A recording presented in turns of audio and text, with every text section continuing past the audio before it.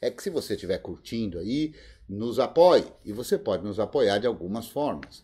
Deixando aí o seu joinha no vídeo, compartilhando o vídeo, que a gente acha muito importante para que o alcance seja maior, para que mais gente possa vir fazer parte aí desse grupo de pessoas que está aqui junto tentando construir conhecimento, ampliar os horizontes, né? E se você quiser e puder fazer uma contribuição financeira, ela é muito bem-vinda, tem aí os QR Codes e também na descrição do vídeo.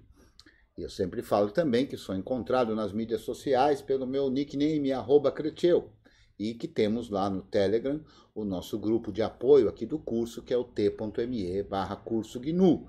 E eu convido a todas e todos a virem participar deste grupo, ensinando, aprendendo, tirando dúvida, fazendo questionamentos, ajudando, que é isso que a gente vem fazendo lá. Já somos quase 1000 pessoas lá. E também quero lembrar que, além do Telegram, a gente também está na rede Matrix, no mesmo nome, Curso GNU. Então, vamos falar sobre o PAN. O que é o PAN?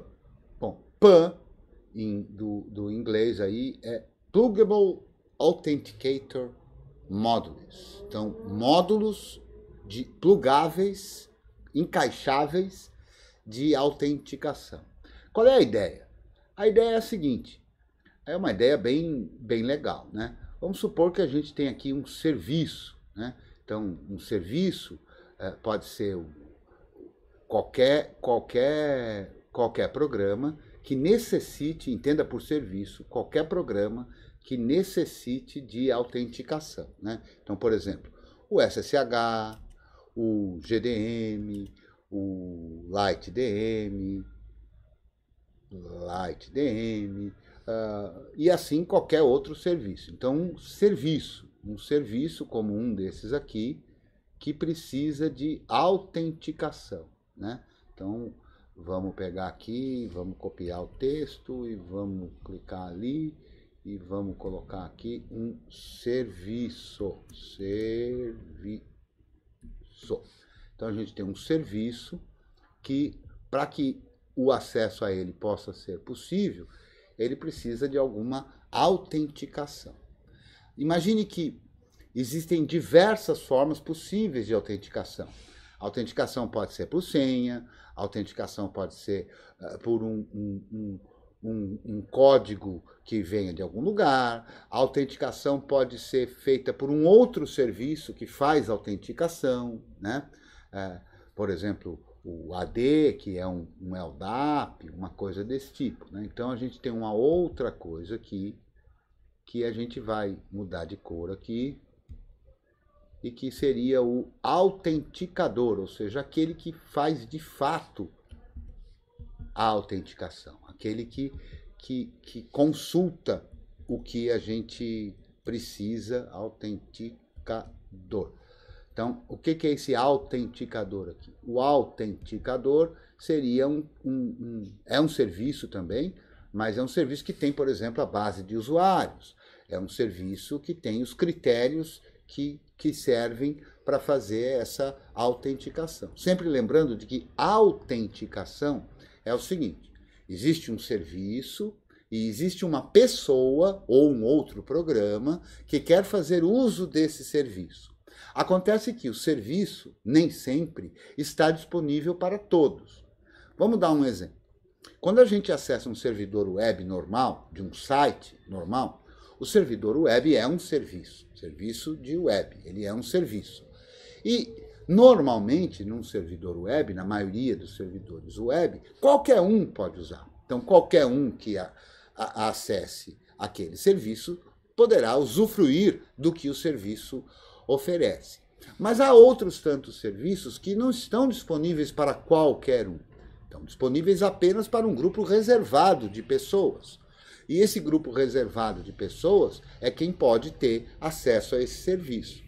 Por isso a gente precisa de alguém que autentique, ou seja, que diga que aquela pessoa, que possa garantir que aquela pessoa que está acessando é uma pessoa autêntica, é autêntico aquele usuário. Aquele usuário é, de fato, um dos usuários para os quais tem possibilidade de acessar o serviço. Então, a ideia do autenticador do serviço é essa.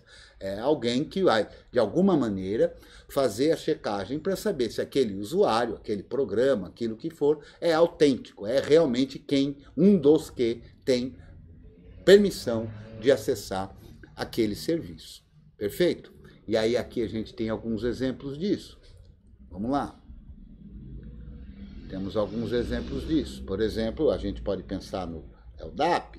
Por exemplo, a gente pode pensar no que é chamado Unix, que é um usuário de uma máquina Unix-like. A gente pode pensar no AD, Active Directory, que na verdade, entre outras coisas, é um LDAP, né? É um servidor de autenticação, e aí a gente pode falar de radios, a gente pode falar de uma porção de formas de autenticação aqui. Muito bem. O que acontece? Agora você imagine como é que é a coisa. Aqui tem, nessa história de quem são os autenticadores, tem um monte. Eu botei aqui 3 aqui só de exemplo, mas tem uma infinidade de autenticadores, porque tem uma infinidade de formas diferentes de se autenticar e de se manter bases de dados de usuários, de se regular se vai ter senha, se vai ter token, e como é que vai ser a coisa, se vai ser numa etapa só, em 2, em 3, e tantas outras. E imagine que desse outro lado aqui, vermelho, também tem um monte de possíveis serviços. Então tem um servidor web, tem o SSH, tem o GDN, tem o Shell, tem o login, tem um monte de outros tantos. Então tem um monte desse, um monte desse. Imagine que o desenvolvedor, então, de um serviço, se ele quiser fazer com que o serviço dele possa vir a ser acessado, controlado por um autenticador, ele teria que desenvolver a forma de comunicação, o protocolo de comunicação entre aquele serviço que ele está desenvolvendo e todos os autenticadores possíveis, né? O que seria bastante custoso. Então, qual é a ideia do PAN? A ideia do PAN, e aí aqui vamos pegar uma outra figurinha, colocar aqui, fazer de uma outra corzinha aqui, vamos lá, daltônicos, opa, esse verde aqui ficou muito verde. Vamos pegar um verde um pouco menos ruim aqui. Não, aqui. Tá bom, mas não sei se está dando para ver bem aí. Fiz até um retângulo a mais aqui. Então, olha só. O que a gente pode pensar, então? A gente vai fazer assim, ó. Vamos fazer o seguinte, ó. Como é que vai ser a coisa? Eu vou inventar um pseudo-autenticador. Um sujeito que, na verdade, ele não é o autenticador de fato. Ele não tem a base de dados dos usuários, ele não conhece os usuários, ele não sabe nada disso, né? Não é ele quem tem essa prerrogativa. E esse cara justamente é algo em torno do PAN. Então, como é que a coisa funciona? A coisa funciona assim. Eu, no PAN, crio um módulo. E o que esse módulo faz? Então vamos criar aqui vários módulozinhos, ó. Vamos fazer aqui uma bolinha e vamos dar uma corzinha para ela para contrastar ali com o verdinho. Vamos ver aqui. Eu falei que vocês iam ver como eu sou ruim no Inkscape, né? Mas vamos lá. Eu pego e faço um módulozinho aqui. O que é esse módulo? Esse módulo é uma parte que eu desenvolvi, então alguém desenvolveu, né? Um módulo que conhece os protocolos de um autenticador. Então, esse módulo sabe como é que deve enviar a informação para o LDAP. Então, tem um módulo do LDAP. Tem um outro módulo que sabe como é que faz para se autenticar com os usuários e senhas de uma máquina Unix. Tem um outro módulo que sabe como faz para autenticar com o Radius, e assim tem um outro módulo para uma outra coisa, e um outro módulo para uma outra coisa, e assim sucessivamente, né? Então, desta forma, o que agora é preciso ser feito? O que os desenvolvedores do serviço fazem? O desenvolvedor do serviço, ele estabelece um jeito, né? Ele é programado para conseguir se autenticar no... Opa, aqui. Não quero um monte de curva aqui. Oh, meu Deus, tá vendo como eu sou ruim aqui no... Vamos lá. Não é esse aqui, é esse aqui que eu quero? Era lá. Desenho, é esse aqui. Então eu quero fazer uma ligação daqui com aqui. Pronto, agora eu fiz. E vamos mudar aqui aqui. Vamos mexer no tamanho disso aqui.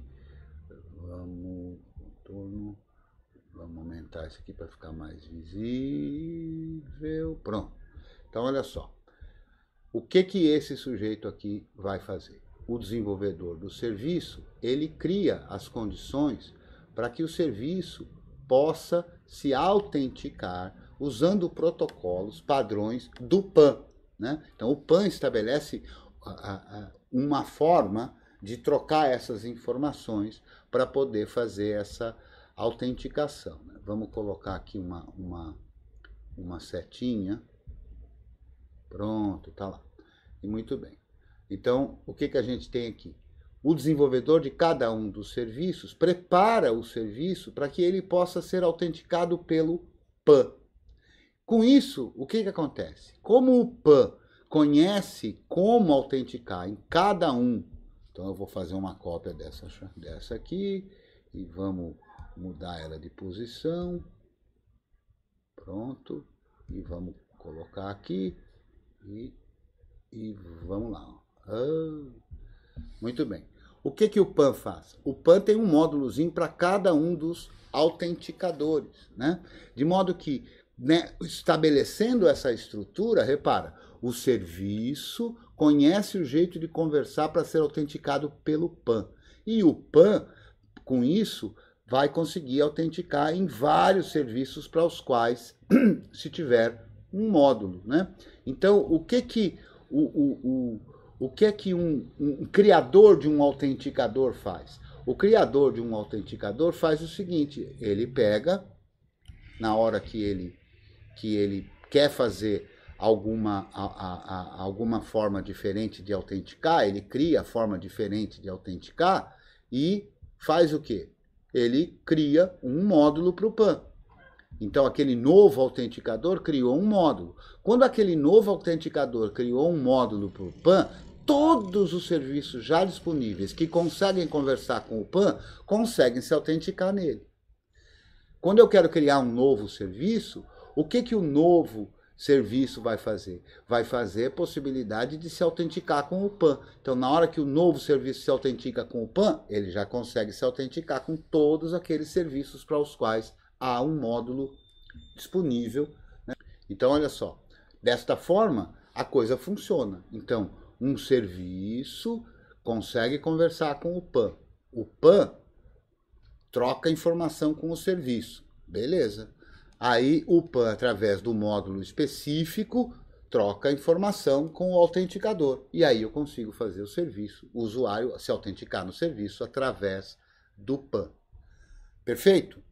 Muito bem. Cada um desses serviços precisa ter uma configuração, né? Que é justamente para o serviço saber como é que vai ser feita essa autenticação. Então, aqui, dentro da estrutura do PAN, a gente vai ter arquivos de configuração para cada um dos serviços que a gente quer que o PAN autentique, né? Então, aqui a gente tem arquivos de configuração para cada um dos serviços. Então, vai ter um arquivo de configuração para o SSH, um arquivo de configuração para o GDM, um arquivo de configuração para o LightDM, um arquivo de configuração para cada um dos serviços, né? De modo a eu poder, Ctrl+Z, a eu poder definir como é que aquele serviço funciona.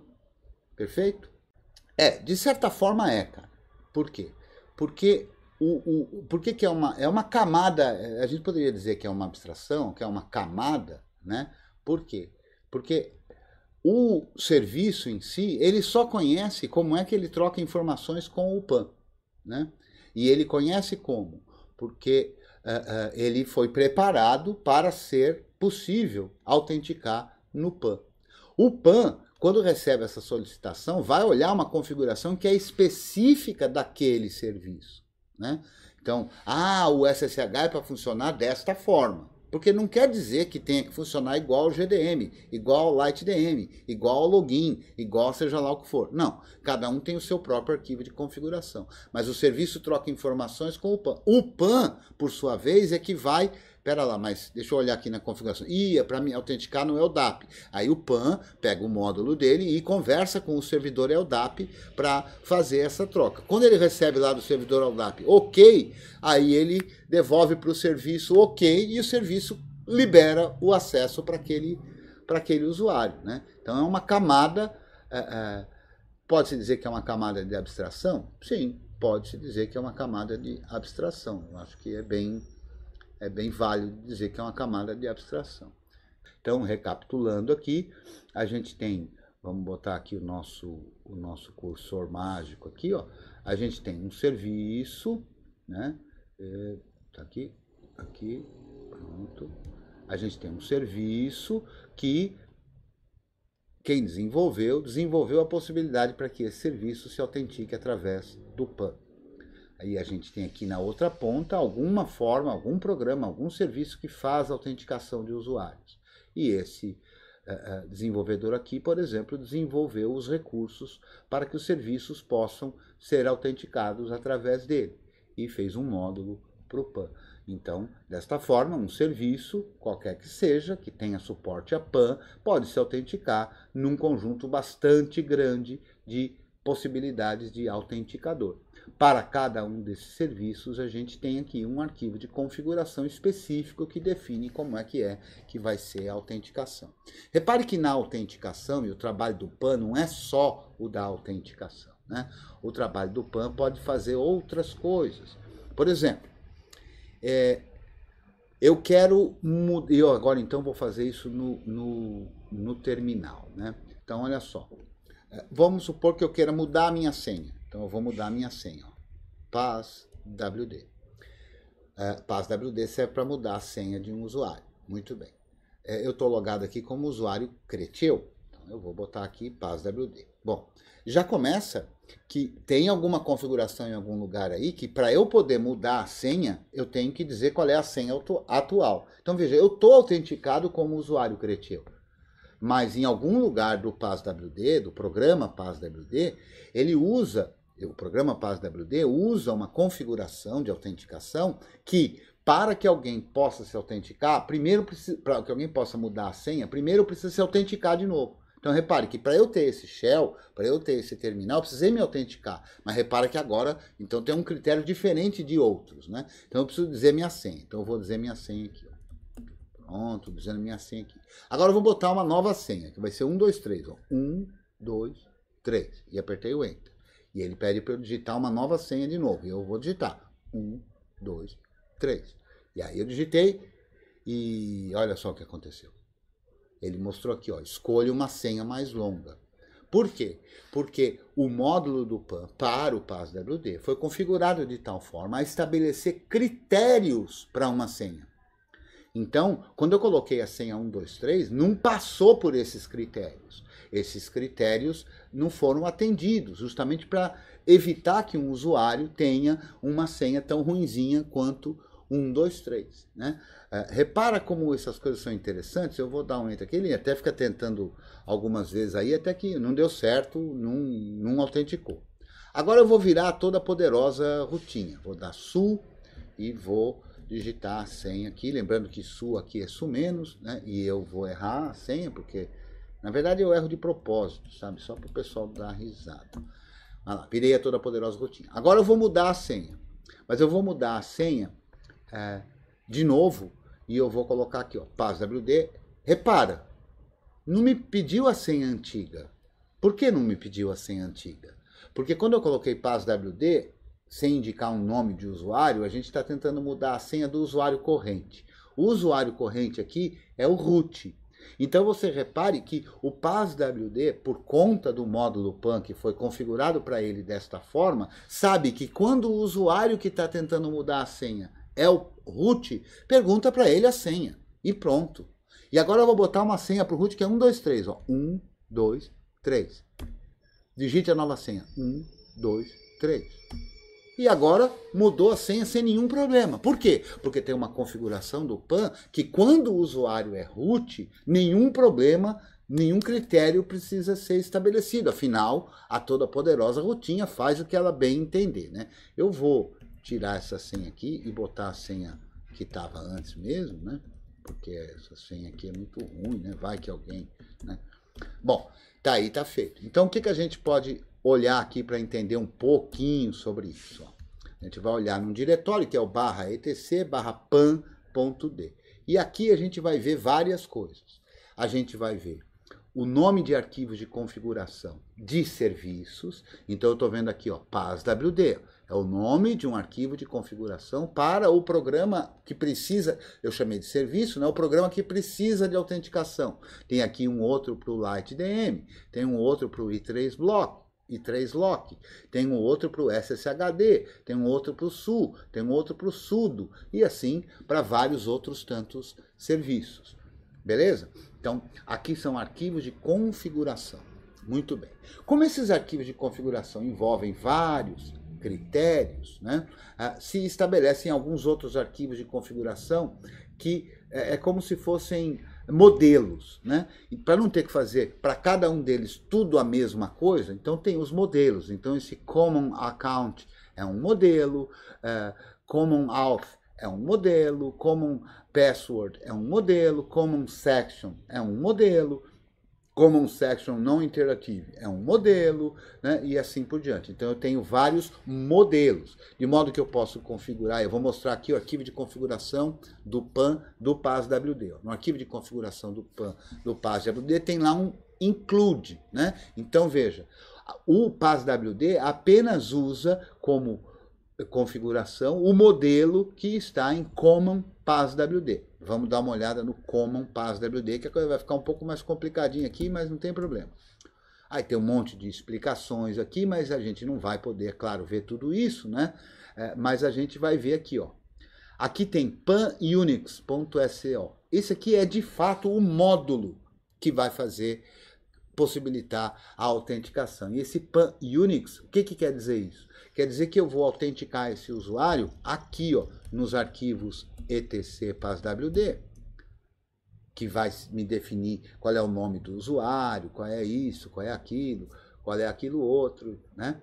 E tal, e papapá. E também no arquivo, então, por exemplo, tem o usuário Joey aqui, ó, vou dar um grep Joey no arquivo /etc shadow, né? E aí aqui a gente vê, ó, o hash, isso tudo aqui é o hash da senha do usuário Joey. Então, quando um programa for autenticar pelo modo Unix, o módulo do PAN vai receber a informação que o programa deu para ele. Por exemplo, quando eu digito PASWD, né, o programa PASWD já sabe aquele negócio do usuário e tudo, mas vou falar só aqui da senha agora. O programa PASWD vai receber, né, de quem digitou a senha. Vai pegar essa senha e vai passar para o módulo PAN, que vai fazer os cálculos devidos e vai verificar se bate o hash lá com o hash que está no arquivo etc shadow. Se não bater, ele devolve para o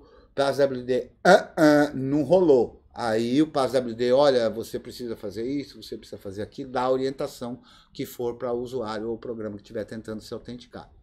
De outra forma, eu rodei o PASWD, o programa PASWD interagiu com o usuário digitou uma senha, aquela senha foi pega, passada para o módulo do PAN calculou o hash mediante o arquivo de configuração que ele viu e tudo, comparou lá com o etc shadow, no caso de ser essa autenticação em Unix, comparou, beleza, deu certo, aí o módulo PAN fala para o serviço, joinha, é o cara mesmo, autenticado, velho.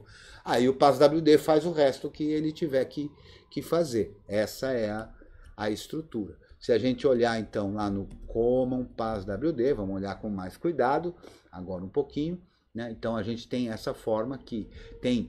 Aí tem alguns, para fazer o estabelecimento do funcionamento daquele módulo, né? Tem várias coisas diferentes para se fazer. né? E que coisas diferentes são essas? Eventualmente tem modos de fazer essa autenticação, tem o módulo do PAN que vai fazer essa autenticação, e tem algumas coisas que podem ser requisitos, outras que podem ser opcionais, outras que podem ser requeridas. Então tem todo esse conceito aí, né? Então aí com isso a gente consegue fazer a autenticação do usuário. Se a gente olhar um outro serviço, vou olhar um outro serviço, o SSHD, o servidor SSH. No servidor SSH já é diferente. Ó.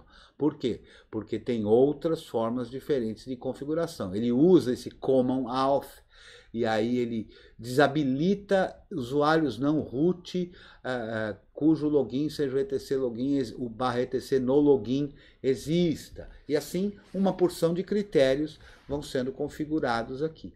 É claro que no dia a dia de um desktop você não mexe nisso, né? Mas quando você vai envolver um servidor, é muito comum que você tenha que alterar aqui e configurar determinados serviços para terem comportamentos diferentes, né? Uma vez aconteceu um negócio muito curioso num curso que eu dei no Senac, que foi o seguinte, o pessoal do laboratório montou lá e foi ótimo, porque inclusive serviu para ensinar PAN, que nem fazia parte do curso naquele momento, mas eu aproveitei, eu gosto sempre de aproveitar em aula os aspectos que surgem na aula como uma oportunidade pedagógica, né? Então o que acontecia? O que acontecia era assim, instalaram lá um Debian, né? Instalaram lá um GNU Linux em todas as máquinas do laboratório. Muito bem. Aí o usuário tinha lá uma interface gráfica e aí ele colocava lá um nome de usuário, e os usuários para os quais eu dei aula eram todos profissionais do Senac, né? Na verdade, todos professores do Senac. E aí então aparecia o ambiente gráfico lá, o aluno colocava o nome dele de funcionário, o login dele de funcionário do Senac, e quando pedia a senha, ele colocava a senha e não funcionava, não autenticava. Puxa vida, não autenticava. Minto, autenticava perfeitamente, ele tinha um ambiente gráfico, era o contrário. Então, vamos lá, de novo. Aparecia lá a tela do gerenciador de login gráfico, e ele punha lá o login de usuário dele, punha a senha e, maravilha, autenticava, que era uma beleza. Mas se ele apertasse Ctrl Alt F1 e fosse lá para o terminal TTY, aí ali aparecia também uma forma de login. Aí ele colocava lá de novo, porque uma certa ocasião aconteceu isso, sabe? Falei, gente, vamos ver aqui o terminal, né? Aí o cara foi lá, apertou Ctrl Alt F1 e colocou o nome de usuário dele do Senac e botou a senha e não funcionou. Aí um aluno lá já, professor, o senhor falou aqui para ir aqui, mas não está indo aqui. Porque aluno às vezes fica calado, que nem os que estão aqui na sala, né? Aluno às vezes fica calado. O professor fala muito, o aluno fica calado. E agora? Por que não está indo? Se está indo, se eu estou conseguindo autenticar aqui no gráfico, por que é que eu não estou conseguindo autenticar? Por quê? Porque aqui tinha uma configuração diferente. Então aqui, ó, aqui a gente tem o LightDM, que no meu caso é o gerenciador de login. E aqui tem critérios estabelecidos para o LightDM. E, ao mesmo tempo, a gente tem aqui o programa, cadê o programa Login? O programa Login é o programa que é chamado lá no TTY. E aqui a gente tem critérios para autenticação do login. Então, o que estava acontecendo? Como quem montou o laboratório achou que o pessoal ia acessar só o ambiente gráfico, fez o quê? Alterou o arquivo, lá não era o LightDM, na época era o KDM, mas alterou aqui o arquivo do gestor de login gráfico e fez as configurações para que se autenticasse no servidor LDAP lá do próprio Senac. Por isso, quando o usuário digitava o nome do usuário para o LightDM, passava a senha, o PAN olhava o arquivo de configuração do LightDM e fazia a autenticação lá no servidor LDAP e o usuário estava ok. Porém, quando eu apertava Ctrl Alt F1, o que acontecia? Quem ia funcionar era o programa Login. E o programa Login não foi configurado aqui no PAN. Então, o padrão do programa Login é ser autenticado desse modo Unix, ou seja, usando o etc passwd e o etc shadow. Então, quando o meu aluno colocava o nome de usuário, colocava a senha, o PAN confrontava isso com os usuários Unix da máquina. E não existia aquele usuário, só tinha lá o root e tal. E não existia aquele usuário, então ele simplesmente não conseguia a autenticação. Então a gente consegue, desta forma, ter diversas formas diferentes de autenticação, autenticando com critérios diferentes em coisas diferentes. Então é para isso que serve o PAN, André. Obrigado pela oportunidade aí de falar do PAN. Mas a segurança está envolvida com os protocolos, né, que estão envolvidos. Né? Então, por exemplo, se um serviço se autentica com o PAN, vou voltar lá para o slide. Ó. O que acontece? Ó, vamos botar o nosso cursorzinho aqui, e está aqui o nosso cursorzinho. Então, olha só, esta comunicação aqui entre o serviço e o PAN se dá na máquina em que esse serviço está funcionando, certo? Já essa comunicação entre o PAN e o autenticador pode se dar na máquina, mas pode ser remoto isso, né? Então, quando você imagina que você... e veja, esse tipo de situação existe em várias coisas. Por exemplo, eu posso fazer... Eu já fiz isso, inclusive. A gente faz um processo de imigração e aí vai usar na empresa um determinado departamento, vai usar GNU Linux, né? E aí eles vão usar GNU Linux e tem lá o LightDM.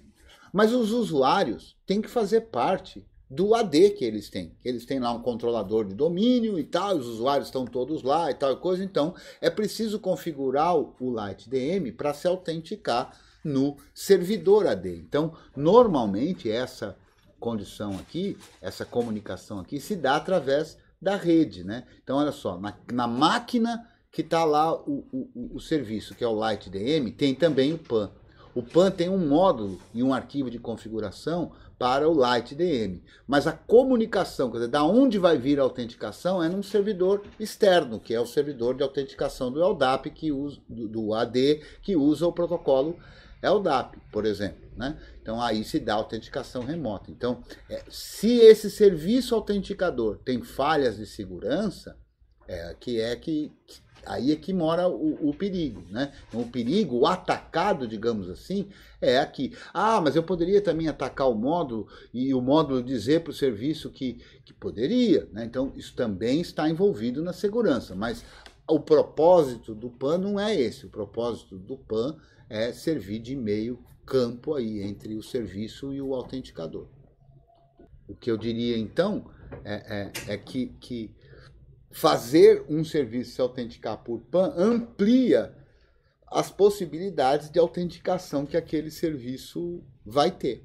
Tem alguns serviços que não se autenticam por PAN, então eles próprios têm que desenvolver a forma que vai ser essa autenticação, e a gente vê isso espalhado. Os próprios servidores web, por exemplo, para quem já montou um servidor web, uma possibilidade de autenticação é através de um arquivinho de configuração, htaccess e .htaccess, acho que é, .ht-passwd e tudo, que é uma forma de autenticação ali do próprio servidor web. Existem sites que a gente acessa, feitos em PHP, que a autenticação é feita pelo próprio PHP. Né? Então o formulário HTML chega no script PHP, o script PHP tem lá um módulozinho qualquer para mandar uma informação, consultar uma informação numa base de dados, ver se bate o hash da senha e coisa e tal, então ele próprio fazer o serviço de autenticação. Então, num caso como esse, não foi usado o PAN para fazer isso, né? Mas nos serviços que a gente usa num servidor GNU, é muito comum que a gente use PAN. Então, olha só, eu agradeço a presença de todos e de todas que puderam e quiseram vir aqui, e dizer que você que está nos acompanhando na versão gravada e está curtindo, se você chegou até aqui, eu tenho certeza que você está curtindo, cara, porque você não chegou até esse pedaço do vídeo, esse tempo todinho, né? Se você não estiver curtindo, já saiu Faz tempo, né? Então imagino que se você veio até aqui, cara, você está curtindo. Então apoia aqui o nosso trabalho, cara, apoia o nosso canal. Como é que você pode fazer isso? Desde simplesmente dar um joinha, né? Porque agora nessas coisas não preciso nem perguntar se você está gostando. Eu sei que você está gostando. Chegou até aqui, então dá um joinha, compartilha para o pessoal ficar sabendo. E se você puder fazer uma colaboração financeira para que ajude esse trabalho a continuar, tem aí os QR Codes para serem lidos e também na descrição desse vídeo. Eu sou @Creteu nas mídias sociais e se você quiser fazer parte do nosso grupo, venha lá t.me/curso GNU no Telegram ou curso GNU na rede Matrix. São todos bem-vindos e a gente vai encerrar por hoje aqui a gravação. Eu espero que você tenha curtido agora sim esta aula mesmo, ela tenha servido para você aprender, para te estimular, né? E vamos ver o que vai sair aí da versão gravada com os problemas técnicos que a gente teve hoje aí. Eu peço desculpas se algum inconveniente ficar na gravação, que eu ainda não sei, né? Mas de toda forma, obrigado aí pela tua participação e até uma próxima. Até lá!